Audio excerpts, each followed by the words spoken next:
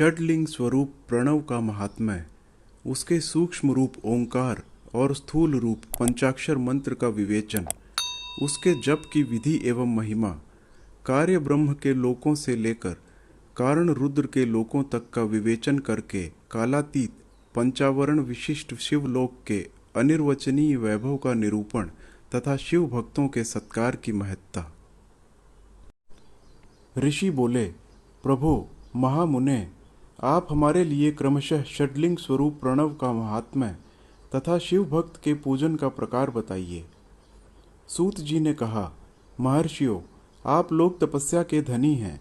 आपने यह बड़ा सुंदर प्रश्न उपस्थित किया है, किंतु इसका ठीक ठीक उत्तर महादेव जी ही जानते हैं, दूसरा कोई नहीं। तथापि भगवान शिव की कृपा से ही मैं इस विषय का वर्णन करूंगा। वे भगवान शिव हमारी और आप लोगों की रक्षा का भारी भार बारंबार स्वयं ही ग्रहण करें। प्र नाम है प्रकृति से उत्पन्न संसार रूपी महासागर का। प्रणव इससे पार करने के लिए दूसरी नाव है। इसीलिए इस ओंकार को प्रणव की संज्ञा देते हैं। ओंकार अपने जप करने वाले साधकों से कहता है, प्र अर्थात प्रपंच, न अर्थात नहीं है, और वह तुम लोगों के लिए। अतः इस भाव को लेकर भी ज्ञानी पुरुष ओम को प्रणव नाम से जानते हैं। इसका दूसरा भाव यों है, प्रकर्षण, न नयेत, वह युष्मान मोक्षम इति वा प्रणवः, अर्थात यह तुम सब उपासकों को बलपूर्वक मोक्ष तक पहुंचा देगा। इस अभिप्राय से भी इसे ऋषि मुनि प्रणव कहते हैं। अपना जप करने वाले योगियों के तथा अपने मंत्र की पूजा करने वाले उपासक के समस्त कर्मों का नाश करके यह दिव्य नूतन ज्ञान देता है, इसीलिए भी इसका नाम प्रणव है। उन माया रहित महेश्वर को ही नव अर्थात नूतन कहते हैं। वे परमात्मा प्रकृष्ट रूप से नव अर्थात शुद्ध स्वरूप हैं, इसीलिए प्रणव कहलाते हैं। प्रणव साधक को नव अर्थात नवीन शिव स्वरूप कर देता है। इसीलिए भी विद्वान पुरुष उसे प्रणव के नाम से जानते हैं, अथवा प्रकृष्ट रूप से नव दिव्य परमात्म ज्ञान प्रकट करता है, इसीलिए वह प्रणव है। प्रणव के दो भेद बताए गए हैं, स्थूल और सूक्ष्म। एक अक्षर रूप जो ओम है, उसे सूक्ष्म प्रणव जानना चाहिए, और नमः शिवाय इस 5 अक्षर वाले मंत्र को स्थूल प्रणव समझना चाहिए। जिसमें 5 अक्षर व्यक्त नहीं है वह सूक्ष्म है, और जिसमें 5 अक्षर सुस्पष्ट रूप से व्यक्त हैं वह स्थूल है। जीवन मुक्त पुरुष के लिए सूक्ष्म प्रणव के जप का विधान है, वही उसके लिए समस्त साधनों का सार है। यद्यपि जीवन मुक्ति के लिए किसी भी साधन की आवश्यकता नहीं है, क्योंकि वह सिद्ध रूप है, तथापि दूसरों की दृष्टि में जब तक उसका शरीर रहता है तब तक उसके द्वारा प्रणव जप की सहज साधना स्वतः होती रहती है। वह अपनी देह का विलय होने तक सूक्ष्म प्रणव मंत्र का जप और उसके अर्थभूत परमात्म तत्व का अनुसंधान करता रहता है। जब शरीर नष्ट हो जाता है तब वह पूर्ण ब्रह्म स्वरूप शिव को प्राप्त कर लेता है, यह सुनिश्चित बात है। जो अर्थ का अनुसंधान न करके केवल मंत्र का जप करता है, उसे निश्चय ही योग की प्राप्ति होती है। जिसने 36 करोड़ मंत्र का जप कर लिया हो, उसे अवश्य ही योग प्राप्त हो जाता है। सूक्ष्म प्रणव के भी ह्रस्व और दीर्घ के भेद के से 2 रूप जानने चाहिए। अकार, उकार, मकार, बिंदु, नाद, शब्द, काल और कला, इनसे युक्त जो प्रणव है उसे दीर्घ प्रणव कहते हैं। वह योगियों के ही हृदय में स्थित होता है। मकार पर्यंत जो ओम है वह अ, उ, इन 3 तत्वों से युक्त है। इसी को ह्रस्व प्रणव कहते हैं। अ शिव है, उ शक्ति है और मकार इन दोनों की एकता है। वह त्रितत्व रूप है। ऐसा समझकर ह्रस्व प्रणव का जाप करना चाहिए। जो अपने समस्त पापों का क्षय करना चाहते हैं, उनके लिए इस ह्रस्व प्रणव का जप अत्यंत आवश्यक है। पृथ्वी, जल, तेज, वायु और आकाश, ये 5 भूत तथा शब्द, स्पर्श आदि इनके 5 विषय, ये सब मिलकर 10 वस्तुएं मनुष्य की कामना के विषय हैं। इनकी आशा मन में लेकर जो कर्मों के अनुष्ठान में संलग्न होते हैं, वे 10 प्रकार के पुरुष प्रवृत्त कहलाते हैं, तथा जो निष्काम भाव से शास्त्र विहित कर्मों का अनुष्ठान करते हैं वे निवृत्त कहे गए हैं। प्रवृत्त पुरुषों को ह्रस्व प्रणव का ही जाप करना चाहिए और निवृत्त पुरुषों को दीर्घ प्रणव का। व्याहृतियों तथा अन्य मंत्रों के आदि में इच्छानुसार शब्द और कला से युक्त प्रणव का उच्चारण करना चाहिए। वेद के आदि में और दोनों संध्याओं की उपासना के समय भी ओंकार का उच्चारण करना चाहिए। प्रणव का 9 करोड़ जप करने से मनुष्य शुद्ध हो जाता है। फिर 9 करोड़ का जप करने से वह पृथ्वी तत्व पर विजय पा लेता है। तत्पश्चात पुनः 9 करोड़ का जप करके वह जल तत्व को जीत लेता है। पुनः 9 करोड़ जप से अग्नि तत्व पर विजय पाता है। तदनंतर फिर 9 करोड़ का जप करके वह वायु तत्व पर विजयी होता है। फिर 9 करोड़ के जप से आकाश को अपने अधिकार में कर लेता है। इसी प्रकार 9 करोड़ का जप करके वह क्रमशः गंध, रस, रूप, स्पर्श और शब्द पर विजय पाता है। इसके बाद फिर 9 करोड़ का जप करके अहंकार को भी जीत लेता है। इस तरह 108 करोड़ प्रणव का जप करके उत्कृष्ट बोध को प्राप्त हुआ पुरुष शुद्ध योग का लाभ करता है। शुद्ध योग से युक्त होने पर वह जीवन मुक्त हो जाता है, इसमें संशय नहीं है। सदा प्रणव का जप और प्रणव रूपी शिव का ध्यान करते करते समाधि में स्थित हुआ महायोगी पुरुष साक्षात शिव ही है, इसमें संशय नहीं है। पहले अपने शरीर में प्रणव के ऋषि, छंद और देवता आदि का न्यास करके फिर जप आरंभ करना चाहिए। आकार आदि मात्र का वर्णों से युक्त प्रणव का अपने अंगों में न्यास करके मनुष्य ऋषि हो जाता है। मंत्रों के 10 विध संस्कार, मातृका न्यास तथा षड्ध्व शोधन आदि के साथ संपूर्ण न्यास फल उसे प्राप्त हो जाता है। प्रवृत्ति तथा प्रवृत्ति निवृत्ति से मिश्रित भाव वाले पुरुषों के लिए स्थूल प्रणव का जप ही अभीष्ट साधक होता है। क्रिया, तप और जप के योग से शिव योगी 3 प्रकार के होते हैं, जो क्रमशः क्रिया योगी, तपोयोगी और जप योगी कहलाते हैं। जो धन आदि वैभवों से पूजा सामग्री का संचय करके हाथ आदि अंगों से नमस्कार आदि क्रिया करते हुए इष्ट देव की पूजा में लगा रहता है, वह क्रिया योगी कहलाता है। पूजा में संलग्न रहकर जो परिमित भोजन करता, बाह्य इंद्रियों को जीत कर वश में किए रहता और मन को भी वश में करके परद्रोह आदि से दूर रहता है, वह तपोयोगी कहलाता है। इन सभी सद्गुणों से युक्त होकर जो सदा शुद्ध भाव से रहता तथा समस्त काम आदि दोषों से रहित हो शांत चित्त से निरंतर जप किया करता है, उसे महात्मा पुरुष जप योगी मानते हैं। जो मनुष्य 16 प्रकार के उपचारों से शिव योगी महात्माओं की पूजा करता है, वह शुद्ध होकर सालोक्य आदि के क्रम से उत्तरोत्तर उत्कृष्ट मुक्ति को प्राप्त कर लेता है। द्विजो, अब मैं जप योग का वर्णन करता हूँ, तुम सब लोग ध्यान से सुनो। तपस्या करने वालों के लिए जप का उपदेश किया गया है, क्योंकि वह जप करते करते अपने आप को सर्वथा शुद्ध अर्थात निष्पाप कर लेता है। ब्राह्मणों, पहले नमः पद हो, उसके बाद चतुर्थी विभक्ति में शिव शब्द हो तो पंच तत्वात्मक नमः शिवाय मंत्र होता है। इसे शिव पंचाक्षर कहते हैं। यह स्थूल प्रणव रूप है। इस पंचाक्षर के जप से ही मनुष्य संपूर्ण सिद्धियों को प्राप्त कर लेता है। पंचाक्षर मंत्र के आदि में ओंकार लगाकर ही सदा उसका जप करना चाहिए। द्विजों, गुरु के मुख से पंचाक्षर मंत्र का उपदेश पाकर जहाँ सुखपूर्वक निवास किया जा सके, ऐसी उत्तम भूमि पर महीने के पूर्व पक्ष में प्रतिपदा से आरंभ करके कृष्ण पक्ष की चतुर्दशी तक निरंतर जप करता रहे। माघ और भादव के महीने अपना विशिष्ट महत्व रखते हैं। यह समय सब समयों में उत्तमोत्तम माना गया है। साधक को चाहिए कि वह प्रतिदिन एक बार परिमित भोजन करे, मौन रहे, इंद्रियों को वश में रखे, अपने स्वामी एवं माता पिता की नित्य सेवा करे। इस नियम से रहकर जप करने वाला पुरुष 1 सहस्र जप से ही शुद्ध हो जाता है, अन्यथा वह ऋणी होता है। भगवान शिव का निरंतर चिंतन करते हुए पंचाक्षर मंत्र का 5 लाख जप करे। जप काल में इस प्रकार ध्यान रखे। कल्याणदाता भगवान शिव कमल के आसन पर विराजमान हैं। उनका मस्तक श्री गंगा जी तथा चंद्रमा की कला से सुशोभित है। उनकी बाईं जांघ पर आदि शक्ति भगवती उमा बैठी हैं। वहां खड़े हुए बड़े बड़े गण भगवान शिव की शोभा बढ़ा रहे हैं। महादेव जी अपने 4 हाथों में मृग मुद्रा, टंक तथा वर एवं अभय की मुद्राएं धारण किए हुए हैं। इस प्रकार सदा सब पर अनुग्रह करने वाले भगवान सदाशिव का बारंबार स्मरण करते हुए हृदय अथवा सूर्य मंडल में पहले उनकी मानसिक पूजा करके फिर पूर्वाभिमुख हो पूर्वोक्त पंचाक्षरी विद्या का जप करे। उन दिनों साधक सदा शुद्ध कर्म ही करे और दुष्कर्म से बचा रहे।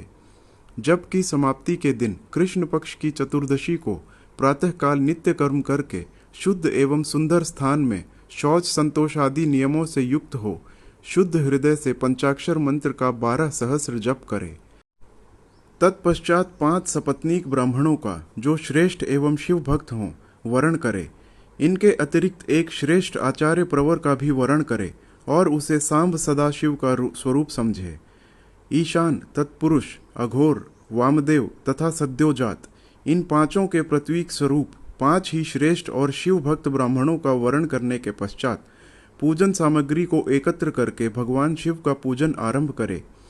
विधि पूर्वक शिव की पूजा संपन्न करके होम आरंभ करे। अपने गृह सूत्र के अनुसार सुखांत कर्म करके अर्थात परिसमूहन, उपलेपन, उल्लेखन, मृद उद्धरण और अभ्युक्षण इन 5 भू संस्कारों के पश्चात वेदी पर स्वाभिमुख अग्नि को स्थापित करके कुशकंडिका के अनंतर प्रज्वलित अग्नि में आज्य भागांत आहुति देकर प्रस्तुत होम का कार्य आरंभ करे। कपिला गाय के घी से 11, 101 अथवा 1001 आहुतियां स्वयं ही दे अथवा विद्वान पुरुष शिव भक्त ब्राह्मणों से 108 आहुतियां दिलवाए। होम कर्म समाप्त होने पर गुरु को दक्षिणा के रूप में एक गाय और बैल देने चाहिए। ईशान आदि के प्रतीक रूप जिन 5 ब्राह्मणों का वर्ण किया गया हो उनको ईशान आदि का स्वरूप ही समझे तथा आचार्य को सांब सदाशिव का स्वरूप माने। इसी भावना के साथ उन सब के चरण धोए और उनके चरणोदक से अपने मस्तक को सींचे।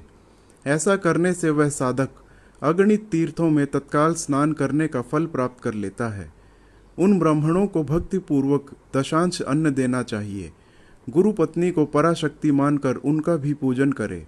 ईशान आदि क्रम से उन सभी ब्राह्मणों का उत्तम अन्न से पूजन करके अपने वैभव विस्तार के अनुसार रुद्राक्ष, वस्त्र, बड़ा और पुआ आदि अर्पित करे। तदंतर दिक्पालिक आदि को बलि देकर ब्राह्मणों को भरपूर भोजन कराए। इसके बाद देवेश्वर शिव से प्रार्थना करके अपना जप समाप्त करे। इस प्रकार पुरस्चरण करके मनुष्य उस मंत्र को सिद्ध कर लेता है। फिर 5 लाख जप करने से समस्त पापों का नाश हो जाता है। तदंतर पुनः 5 लाख जप करने पर अतल से लेकर सत्यलोक तक 14 भुवनों पर क्रमशः अधिकार प्राप्त हो जाता है। यदि अनुष्ठान पूर्ण होने के पहले बीच में ही साधक की मृत्यु हो जाए तो वह परलोक में उत्तम भोग भोगने के पश्चात पुनः पृथ्वी पर जन्म लेकर पंचाक्षर मंत्र के जप का अनुष्ठान करता है।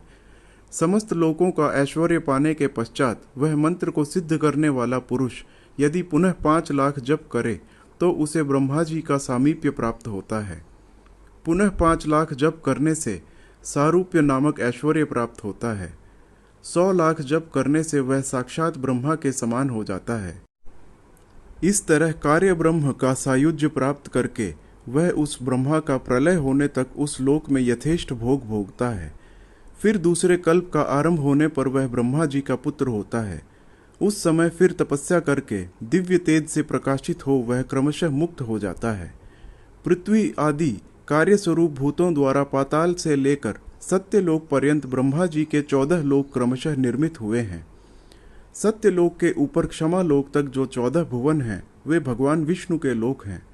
क्षमा लोक के ऊपर शुचिलोक पर्यंत 28 भुवन स्थित हैं। शुचिलोक के अंतर्गत कैलाश में प्राणियों का संहार करने वाले रुद्रदेव विराजमान हैं। शुचिलोक से ऊपर अहिंसा लोक पर्यंत 56 भुवनों की स्थिति है। अहिंसा लोक का आश्रय लेकर जो ज्ञान कैलाश नामक नगर शोभा पाता है उसमें कार्यभूत महेश्वर सबको अदृश्य करके रहते हैं। अहिंसा लोक के अंत में काल चक्र की स्थिति है। यहाँ तक महेश्वर के विराट स्वरूप का वर्णन किया गया।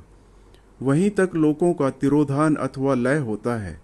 उससे नीचे कर्मों का भोग है और उससे ऊपर ज्ञान का भोग। उसके नीचे कर्म माया है और उसके ऊपर ज्ञान माया। अब मैं कर्म माया और ज्ञान माया का तात्पर्य बता रहा हूँ। माँ का अर्थ है लक्ष्मी, उससे कर्म भोग यात प्राप्त होता है, इसीलिए वह माया अथवा कर्म माया कहलाती है। इसी तरह माँ अर्थात लक्ष्मी से ज्ञान भोग यात अर्थात प्राप्त होता है, इसीलिए उसे माया या ज्ञान माया कहा गया है। उपर्युक्त सीमा से नीचे नश्वर भोग है और ऊपर नित्य भोग। उससे नीचे ही तिरोधान अथवा लय है, ऊपर नहीं। वहां से नीचे ही कर्ममय पाशों द्वारा बंधन होता है, ऊपर बंधन का सदा अभाव है। उससे नीचे ही जीव सकाम कर्मों का अनुसरण करते हुए विभिन्न लोकों और योनियों में चक्कर काटते हैं। उससे ऊपर के लोकों में निष्काम कर्म का ही भोग बताया गया है। बिंदु पूजा में तत्पर रहने वाले उपासक वहां से नीचे के लोकों में ही घूमते हैं। उसके ऊपर तो निष्काम भाव से शिवलिंग की पूजा करने वाले उपासक ही जाते हैं। जो एकमात्र शिव की उपासना में तत्पर हैं, वे उससे ऊपर के लोकों में जाते हैं। वहां से नीचे जीव कोटि है और ऊपर ईश्वर कोटि। नीचे संसारी जीव रहते हैं और ऊपर मुक्त पुरुष। नीचे कर्म लोक है और ऊपर ज्ञान लोक। ऊपर मद और अहंकार का नाश करने वाली नम्रता है, जहाँ जन्म जनित तिरोधान नहीं है। उसका निवारण किए बिना वहाँ किसी का प्रवेश संभव नहीं है। इस प्रकार तिरोधान का निवारण करने से वहाँ ज्ञान शब्द का अर्थ ही प्रकाशित होता है। आदि भौतिक पूजा करने वाले लोग उससे नीचे के लोकों में ही चक्कर काटते हैं। जो आध्यात्मिक उपासना करने वाले हैं, वे ही उससे ऊपर जाते हैं। जो सत्य, अहिंसा आदि धर्मों से युक्त हो भगवान शिव के पूजन में तत्पर रहते हैं, वे काल चक्र को पार कर जाते हैं। काल चक्रेश्वर की सीमा तक जो विराट महेश्वर लोक बताया जाता है, उससे ऊपर वृषभ के आकार में धर्म की स्थिति है। वह ब्रह्मचर्य का मूर्तिमान रूप है। उससे सत्य, शौच, अहिंसा और दया ये 4 पाद हैं। वह साक्षात शिवलोक के द्वार पर खड़ा है। क्षमा उसके सींग हैं, शम कान है। वह वेद ध्वनि रूपी शब्द से विभूषित है। आस्तिकता उसके दोनों नेत्र हैं। विश्वास ही उसकी श्रेष्ठ बुद्धि एवं मन है। क्रिया आदि धर्म रूप जो वृषभ है, वे कारण आदि में स्थित हैं, ऐसा जानना चाहिए। उस क्रिया रूप वृषभाकार धर्म पर कालातीत शिव आरूढ़ होते हैं। ब्रह्मा, विष्णु और महेश्वर की जो अपनी अपनी आयु है, उसी को दिन कहते हैं। वहाँ धर्म रूपी वृषभ की स्थिति है। उससे ऊपर न दिन है न रात्रि। वहाँ जन्म मरण आदि भी नहीं है। वहाँ फिर से कारण स्वरूप ब्रह्मा के कारण सत्य लोक पर्यंत 14 लोक स्थित हैं, जो 5 भौतिक गंध आदि से परे हैं। उनकी सनातन स्थिति है। सूक्ष्म गंध ही उनका स्वरूप है। उनसे ऊपर फिर कारण रूप विष्णु के 14 लोक स्थित हैं। उनसे भी ऊपर फिर कारण रूपी रुद्र के 28 लोकों की स्थिति मानी गई है। फिर उनसे भी ऊपर कारणेश शिव के 56 लोक विद्यमान हैं। तदंतर शिव सम्मत ब्रह्मचर्य लोक है और वहीं 5 आवरणों से युक्त ज्ञानमय कैलाश है, जहाँ 5 मंडलों, 5 ब्रह्म कलाओं और आदि शक्ति से संयुक्त आदिलिंग प्रतिष्ठित है। उसे परमात्मा शिव का शिवालय कहा गया है। वहीं पराशक्ति से युक्त परमेश्वर शिव निवास करते हैं। वे सृष्टि, पालन, संहार, तिरोभाव और अनुग्रह इन 5 कृत्यों में प्रवीण हैं। उनका श्री विग्रह सच्चिदानंद स्वरूप है। वे सदा ध्यान रूपी धर्म में ही स्थित रहते हैं और सदा सब पर अनुग्रह क्रिया करते हैं। वे स्वात्माराम हैं और समाधि रूपी आसन पर आसीन हो नित्य विराजमान होते हैं। कर्म एवं ध्यान आदि का अनुष्ठान करने से क्रमशः साधन पथ में आगे बढ़ने पर उनका दर्शन साध्य होता है। नित्य नैमित्तिक आदि कर्मों द्वारा देवताओं का यजन करने से भगवान शिव के समाराधन में मन लगता है। क्रिया आदि जो शिव संबंधी कर्म है, उनके द्वारा शिव ज्ञान सिद्ध करे। जिन्होंने शिव तत्व का साक्षात्कार कर लिया है अथवा जिन पर शिव की कृपा दृष्टि पड़ चुकी है, वे सब मुक्त ही हैं, इसमें संशय नहीं है। आत्मस्वरूप जो स्थिति है, वही मुक्ति है। एकमात्र अपने आत्मा में रमण या आनंद का अनुभव करना ही मुक्ति का स्वरूप है। जो पुरुष क्रिया, तप, जप, ज्ञान और ध्यान रूपी धर्मों में भली भांति स्थित है, वह शिव का साक्षात्कार करके स्वात्माराम स्वरूप मोक्ष को भी प्राप्त कर लेता है। जैसे सूर्य देव अपनी किरणों से अशुद्धि को दूर कर देते हैं, उसी प्रकार कृपा करने में कुशल भगवान शिव अपने भक्त के अज्ञान को मिटा देते हैं। अज्ञान की निवृत्ति हो जाने पर शिव ज्ञान स्वतः प्रकट हो जाता है। शिव ज्ञान से अपना विशुद्ध स्वरूप आत्मारामत्व प्राप्त होता है और आत्मारामत्व की सम्यक सिद्धि हो जाने पर मनुष्य कृतकृत्य हो जाता है। इस तरह यहाँ जो कुछ बताया गया है वह पहले मुझे गुरु परंपरा से प्राप्त हुआ था। तत्पश्चात मैंने पुनः नंदीश्वर के मुख से इस विषय को सुना था। नंदी स्थान से परे जो सत्संवेद्य शिव वैभव है उसका अनुभव केवल भगवान शिव को ही है। साक्षात शिवलोक के उस वैभव का ज्ञान सबको शिव की कृपा से ही हो सकता है, अन्यथा नहीं, ऐसा आस्तिक पुरुषों का कथन है। साधक को चाहिए कि वह 5 लाख जप करने के पश्चात भगवान शिव की प्रसन्नता के लिए महाभिषेक एवं नैवेद्य निवेदन करके शिव भक्तों का पूजन करे। भक्त की पूजा से भगवान शिव बहुत प्रसन्न होते हैं। शिव और उनके भक्त में कोई भेद नहीं है, वह साक्षात शिव स्वरूप ही है। शिव स्वरूप मंत्र को धारण करके वह शिव ही हो गया है। शिव भक्त का शरीर शिव रूप ही है, अतः उसकी सेवा में तत्पर रहना चाहिए। जो शिव के भक्त हैं वे लोक और वेद की सारी क्रियाओं को जानते हैं। जो क्रमशः जितना जितना शिव मंत्र का जप कर लेता है उसके शरीर को उतना ही उतना शिव का सामीप्य प्राप्त होता जाता है, इसमें संशय नहीं है। शिव भक्त स्त्री का रूप देवी पार्वती का ही रूप है। वह जितना मंत्र जपती है उसे उतना ही देवी का सानिध्य प्राप्त हो जाता है। साधक स्वयं शिव स्वरूप होकर पराशक्ति का पूजन करे। शक्ति, वेर तथा लिंग का चित्र बनाकर अथवा मिट्टी आदि से इनकी आकृति का निर्माण करके प्राण प्रतिष्ठा पूर्वक निष्कपट भाव से इनका पूजन करे। शिवलिंग को शिव मानकर, अपने को शक्ति रूप समझकर, शक्तिलिंग को देवी मानकर और अपने को शिव रूप समझकर, शिवलिंग को नाद रूप तथा शक्ति को बिंदु रूप मानकर, परस्पर सटे हुए शक्तिलिंग और शिवलिंग के प्रति उप प्रधान और प्रधान की भावना रखते हुए जो शिव और शक्ति का पूजन करता है वह मूल रूप की भावना करने के कारण शिव स्वरूप ही है। शिव भक्त शिव मंत्र रूप होने के कारण शिव के ही स्वरूप हैं। जो 16 उपचारों से उनकी पूजा करता है उसे अभीष्ट वस्तु की प्राप्ति होती है। जो शिवलिंगोपासक शिव भक्त की सेवा आदि करके उसे आनंद प्रदान करता है उस विद्वान पर भगवान शिव बड़े प्रसन्न होते हैं। 5, 10 या 100 सपत्नीक शिव भक्तों को बुलाकर भोजन आदि के द्वारा पत्नी सहित उनका सदैव समादर करे।